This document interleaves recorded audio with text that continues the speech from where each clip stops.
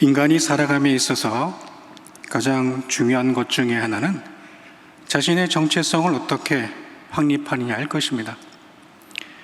올바른 정체성을 갖는 것이야말로 자신의 인생의 길을 바르게 설정하고 바른 생각과 행동의 토대를 만들기 때문입니다. 만일 어떤 이가 자신이 누구인지를 잘 모른다면 그 사람의 사고와 행동은 자기 자신이 진짜 누구인지 본연의 모습을 바르게 나타낼 수 없을 것입니다. 자신이 누구인지를 분명히 할 때 우리의 생각과 행동 그리고 삶의 모습은 바르게 설정될 수 있습니다. 만일 사자가 자신의 정체성을 잃은 채 사자가 아닌 고양이나 개처럼 행동한다면 그것처럼 안타깝고 처량한 것이 없을 것입니다. 사자는 사자다워야 하고 곰은 곰다워야 하는 것이죠. 학자들마다 정체성에 대한 약간의 의견 차이가 있지만 일반적으로 정체 또는 정체성은 존재의 본질 또는 이를 규명하는 성질을 이야기하는데 이러한 정체성에는 상당 기간 동안 일관되게 유지되는 고유한 실체로서 자기에 대한 주관적인 경험을 함유한다라고 정의하고 있습니다. 개인이건 단체이건 기업이건 간에 이러한 정체성은 매우 중요합니다. 따라서 오늘 저는 여러분과 함께 정체성에 대한 이야기를 나누어 보려고 하는 것입니다. 바로 우리의 정체성 크리스천입니다. 크리스천의 정체성을 이야기할 때에 공간복음을 통해서 요한복음을 통해서 바울 서신을 통해서 이야기할 수 있을 것입니다. 그러나 저는 공동서신 또는 일반 서신으로 불리는 서신서 중에 베드로 전서를 통해 크리스천의 정체성에 대해서 생각해 보려고 합니다. 오늘 본문의 저자는 우리들의 정체성을 이렇게 말하고 있습니다. 너희는 택하신 족속이요 왕 같은 제사장들이요 거룩한 나라요 그의 소유가 된 백성이니 이는 너희를 어두운 데서 불러내어 그의 기이한 빛에 들어가게 하시니에 아름다운 덕을 선포하게 하려 하심이라 라고 말하고 있습니다. 그런데 이러한 크리스천의 정체성을 정의할 때에 베드로 전서의 저자는 참으로 재미있는 헬라어 단어들을 사용하여 이것들을 정의합니다. 예를 들어 이런 단어들을 사용하는 것입니다. 족속, 나라, 백성과 같은 단어들이죠. 여기 한글로 번역된 족속이라는 단어는 헬라어 게노스를 말합니다. 이 게노스는 영어로 race, kind와 같은 인종으로 번역될 수 있는 단어입니다. 즉, 인종으로 번역될 때에 이 인종은 공유된 혈통의 개념이 강한 그러한 특징을 가지고 있습니다. 두 번째로 나라로 번역된 이 단어는 헬라어로 에트노스를 말하는데 이 단어는 영어로 네이션이라는 뜻을 가지고 있기는 하지만 이방인을 뜻하는 젠타일을 뜻하는 단어이기도 합니다. 이 단어는 특히 유대인과는 완전히 다른 어떤 다른 민족으로서 이방인을 지칭할 때 자주 쓰였던 단어입니다. 마지막으로 백성으로 번역된 헬라어 단어는 라오스라는 단어입니다. 이 단어는 영어의 people이라는 뜻을 가지고 있는 일반적인 사람들의 모임, 말 그대로 백성을 뜻합니다. 사실 이 세 단어는 한 문장 안에서 서로 합쳐지기가 매우 어려운 단어입니다.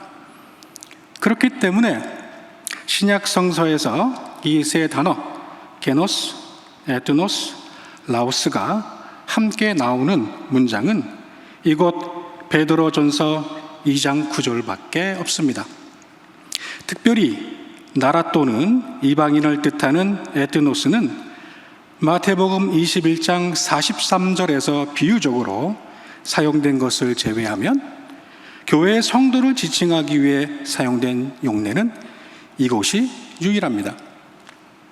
이렇게 특이한 단어 사용의 용례를 보여주는 베드로전서의 저자는 그리스도인 공동체를 다양한 인종과 백성들이 모인 그룹들로 묘사하려고 했던 것 같습니다. 베드로전서의 저자는 1장 1절과 2절에서 이 서신을 본도, 갈라디아, 갑바도기아, 아시아와 비두니아에 흩어진 나그네, 곧 하나님 아버지의 미리 아심을 따라 성령으로 거룩하게 하심으로 순종함과 예수 그리스도의 피 뿌림을 얻기 위해 택하심을 받은 자들에게 보낸다라고 말하고 있습니다. 즉, 각 지역에 흩어져 있는 그리스도인들에게 보낸다는 것이죠. 따라서 베드로전서의 저자에 의하면 그리스도인들은 유대인, 게노스와 이방인, 에드노스가 합쳐진 이 땅의 백성들, 라오스 중에서 예수 그리스도의 십자가 사건을 믿음으로 고백하는 흩어져 있는 개인 또는 신앙 공동체라고 할 수 있을 것입니다. 그래서 고대 사회에서는 이러한 그리스도인들을 제3의 인종으로 third race로 지칭했던 것 같습니다. 고대 아테네의 정치인이었던 아리스티데스는 이 세상에는 새 인종이 있다고 언급하였던 적이 있습니다. 그에게 있어서 새 인종이란 고대 그리스 아테네의 신들을 경배하는 자들과 유일신을 섬기고 있는 유대인들, 그리고 그리스도인들이라고 말하면서 그리스도인들을 제3의 인종으로 분류했습니다. 2세기 말엽의 초대 교부였던 터툴리안도 그리스도인들을 제3의 인종 또는 종족으로 분리했다고 이야기하는데, 이 의미가 긍정적인 것이 아닌 부정적인 의미가 많이 함유된 명칭이라고 언급을 했습니다.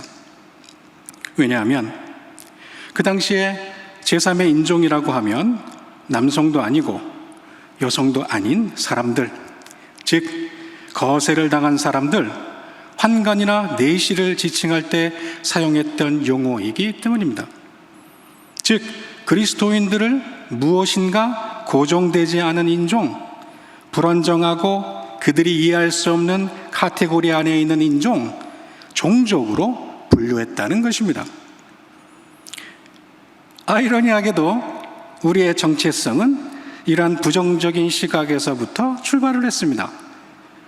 그리스도인이라는 명칭이 안디옥에서 시작되었는지, 로마에서 시작되었는지, 아니면 소아시아의 다른 지역에서 시작되었는지는 명확히 알 수 없으나 이 명칭이 범법자들과 연관되어 사용되었다는 데에는 학자들 간의 의견이 거의 없습니다. 비록 그들이 사회적으로 인식된 범법 행위, 예를 들어 살인이나 간음, 도적질 같은 범죄를 저지르지 않았음에도 불구하고 그리스도인들은 교회 밖의 사람들로부터 범죄자들과 연루된 자들로, 사회를 어지럽히는 자들로 인식되었다는 것입니다.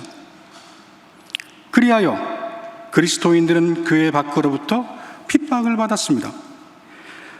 그러한 베드로전서의 수신자들이 살고 있었던 이 당시의 핍박이 로마 정권의 조직적인 박해 속에 있었던지, 아니면 비조직적이고도 간헐적인 핍박 속에 있었던지 그것은 알 수 없지만, 자신이 맡은 지역의 치안을 책임지는 지방의 권력자들이 그리스도인들을 어떻게 대했는지를 여러 문서를 통해서 알 수가 있습니다. 예를 들어 지방 행정관이었던 플리니우스는 자신이 관할하는 지역을 어떻게 통치해야 되는지에 대한 질문을 그 당시 황제였던 트라이아누스에게 수많은 서신을 통해 전달했습니다. 그 편지들에는 그리스도인들을 어떻게 대우했는지에 대한 3가지 유형이 등장합니다. 첫째, 만일 그가 그리스도인이 아니라는 것이 판명이 나면 그 즉시 석방이 됩니다. 둘째, 만일 그가 지금은 그리스도인이 아니지만 과거에 그리스도인이었다면 지방 총독의 권한으로 황제의 칙령 없이 지방 총독의 재량권에 맡겨졌습니다. 셋째, 만일 그가 현재 그리스도인이라는 것이 밝혀지면 그가 로마 시민권자가 아닐 시에는 재판을 받고 감옥에 수감되거나 심지어 사형에 구형되었습니다. 만일 그가 로마 시민권자이면 사도 바울의 경우와 비슷하게 법적인 재판을 받고 형이 집행될 수 있도록 로마로 보내졌습니다. 분명한 것은 지방 관료들은 그리스도인들이 누군가로부터 고소 고발을 당했을 시에는 그 사항에 대해서 조사를 하게 되어 있었다는 것입니다.